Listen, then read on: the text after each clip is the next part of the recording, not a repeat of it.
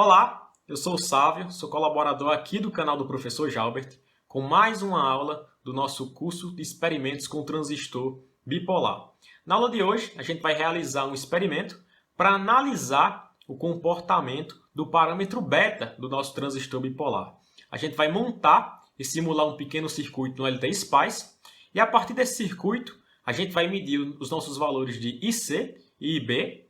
E através da relação onde beta é igual a IC dividido por IB, a gente vai analisar o comportamento do nosso parâmetro beta, beleza? Mas antes de ir para o experimento, eu quero pedir para você curtir esse vídeo, se inscrever no canal e ativar as notificações. Assim você vai estar recebendo conteúdo novo toda semana.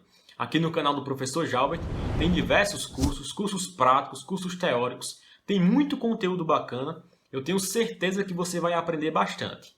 Além de que com sua curtida e sua inscrição, você vai estar ajudando o canal a crescer cada vez mais, beleza? Aqui na descrição do vídeo você também vai encontrar um link para a comunidade do Telegram do Professor Jalbert. O professor está sempre lá, atualizando o canal com conteúdo exclusivo. Então não deixa de entrar, participar, para estar recebendo esse conteúdo aí no seu Telegram, beleza? Vamos então lá para o nosso experimento. Bom, o circuito que a gente vai montar hoje é esse aqui. É bem semelhante ao circuito que a gente utilizou nas aulas passadas. A gente tem aqui o nosso TBJ BC547B, com a tensão de alimentação de 12 volts, conectado a esse resistor aqui de 1 kΩ, que vai no nosso coletor. Uma fonte de tensão, que vai nesse resistor aqui de 100 kΩ, que está conectado à base do nosso TBJ. E o nosso emissor está aqui conectado ao terra. Dessa vez, a tensão que a gente vai variar é a de V1 aqui. A gente vai variar utilizando o DC Sweep, de 2 a 12 volts. E variando essa tensão V1 aqui, a gente está variando IB, que é a nossa corrente de base. Se você já visitou o curso de transistor bipolar aqui do canal, você viu lá o professor Jalbert mostrando que para cada corrente na base do nosso TBJ, a gente tem uma curva característica, que como a gente sabe, é a curva que relaciona IC e VCE. Aqui eu estou com um exemplo de uma família de curvas relacionando IC e VCE, onde a gente tem uma curva característica para cada corrente de base. E aqui a gente teria a chamada reta de carga do nosso transistor, onde a gente traça uma reta conectando o nosso ponto de saturação máxima e o nosso ponto de corte. E aí, à medida que a gente se aproxima desse ponto aqui, a gente vai se aproximando da nossa região de corte. E à medida que a gente se aproxima desse ponto aqui, a gente vai chegando na região de saturação máxima do nosso transistor. Esses pontos aqui, onde a nossa reta de carga toca nas nossas curvas características, são os pontos de operação do nosso transistor. E aí, a nossa reta de carga identifica todos os pontos de operação que o nosso TBJ pode ter para o circuito do nosso experimento. Qualquer dúvida sobre esses conceitos, é ideal que você assista às aulas do curso de transistor bipolar aqui do canal antes de realizar esse experimento.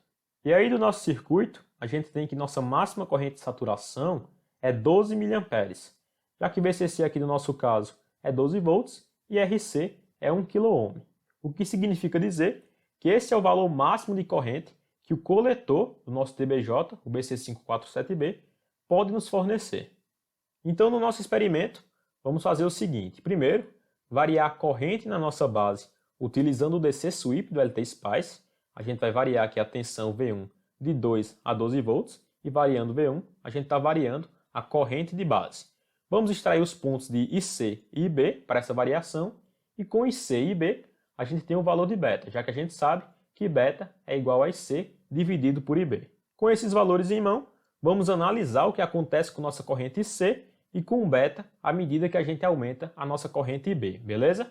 Aqui eu estou com o LT-Spice aberto, a gente vem aqui em New Schematic, seleciona aqui componente, procura por voltage, que é a nossa fonte de tensão. A gente precisa de duas fontes de tensão. Vou colocar aqui V1 e aqui V2. Novamente em componente, a gente procura por NPN, que é o modelo do nosso TBJ. Posicionar aqui nosso NPN.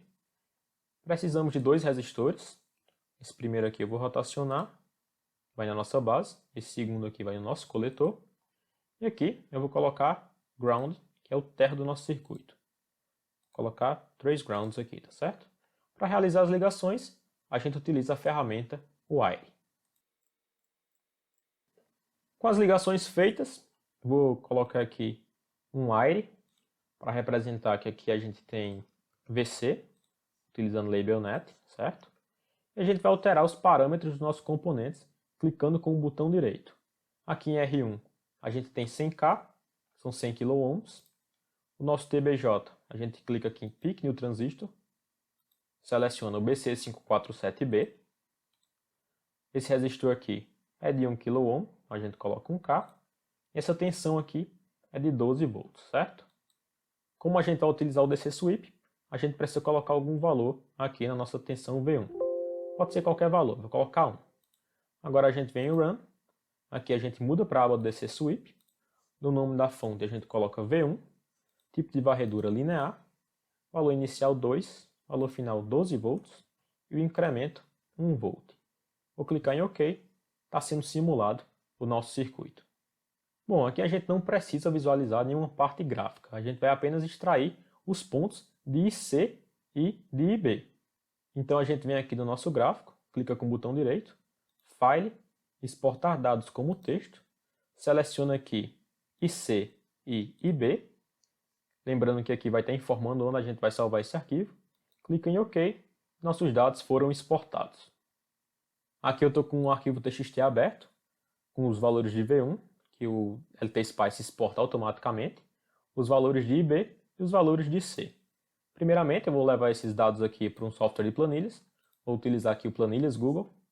Como a gente sabe, lá no Planilhas Google, as casas decimais são separadas por vírgula e não por ponto. Então a gente aperta Ctrl H, localizar, a gente coloca ponto, substituir por vírgula, substituir tudo, fecha aqui, vou copiar esses valores, colar aqui no software de planilhas. E para levar esses valores aqui para o Octave, a gente precisa trocar a vírgula por ponto.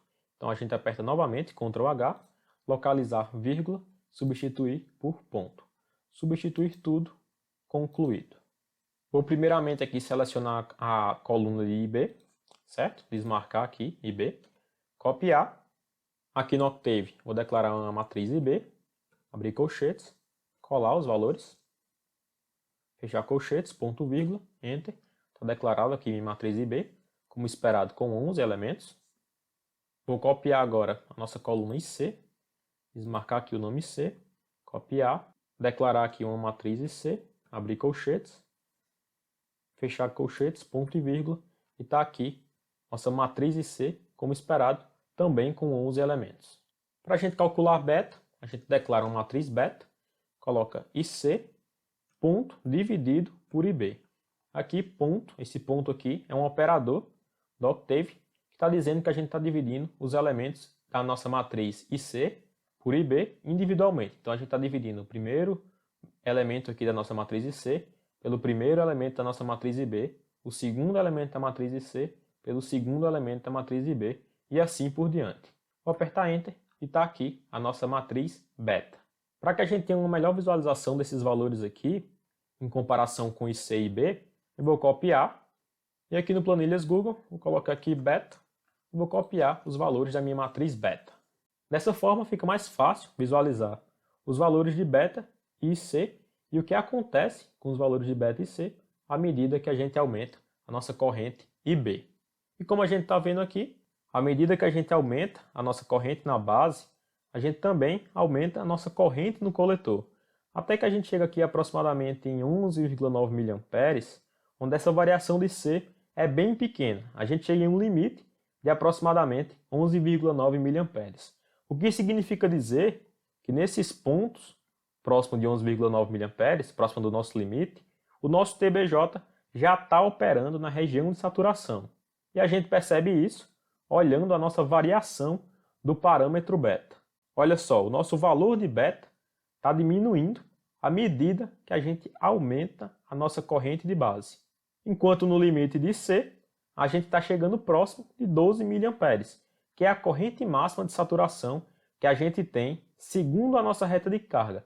Eu mostrei lá para vocês que nossa corrente de saturação máxima é VCC dividido por RC e, portanto, no nosso circuito aqui seria 12 mA. E aí a gente está verificando que quando a gente vai se aproximando da saturação desse valor de 12 mA, nossa corrente C está indo para o limite, fica quase constante. Então, mesmo que a gente aumente nossa corrente IB, IC fica quase constante. E da nossa relação, onde beta é igual a IC dividido por IB, se a gente tem IC quase constante na região de saturação e IB aumentando, a gente tem que o valor de beta diminui. A conclusão que a gente chega é que na região de saturação o valor de beta diminui. E é isso que você tem que entender nesse vídeo. É essa conclusão que a gente tira do nosso experimento, beleza? Na região de saturação, o valor de beta diminui. Bom, pessoal, a aula de hoje fica por aqui. Hoje a gente analisou o comportamento do nosso parâmetro beta. A gente simulou um pequeno circuito onde a gente variou o valor da nossa corrente de base. A gente mediu o valor da nossa corrente no coletor e, através da relação IC dividido por IB, achamos o valor de beta. E a gente analisou o comportamento de beta, onde chegamos à conclusão que na região de saturação o valor de beta diminui. Espero que essa aula tenha te ajudado de alguma forma. Se ajudou, não esquece de comentar aqui embaixo. Se ficou alguma dúvida, também comenta aqui embaixo para a gente interagir com você. E não esquece, curte o vídeo e se inscreve no canal, beleza? Bons estudos e até a próxima aula!